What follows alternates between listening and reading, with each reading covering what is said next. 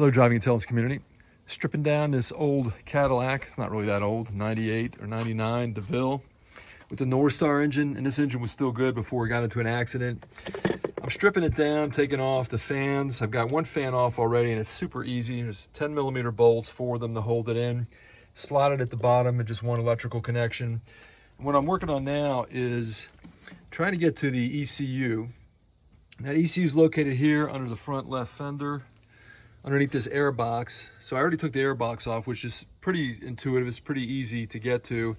This part here, we're just gonna pull it up, pops in place. We can already start to see the ECU right here. So I'm gonna disassemble all this here, pull that thing out. Of course, that's gonna go for sale on eBay. No, I didn't change my fingernails. It's my significant other. Looks like there's a clip holding the upper end of this box on.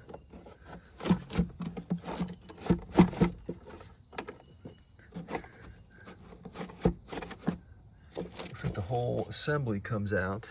Actually, that clip didn't have anything to do with holding it down, but this is pressed in place similar to the air box, like these 2 points here.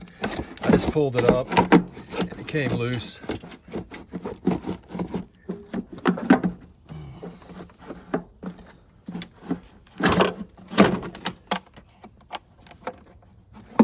And there's the ECU. That's good.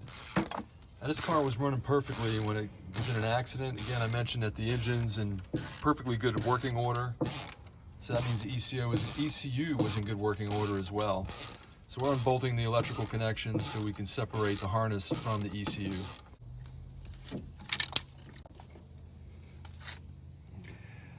That's it for this video with the ECU taken out. And if you have any other comments on things you'd like to see stripped off of this vehicle, let me know.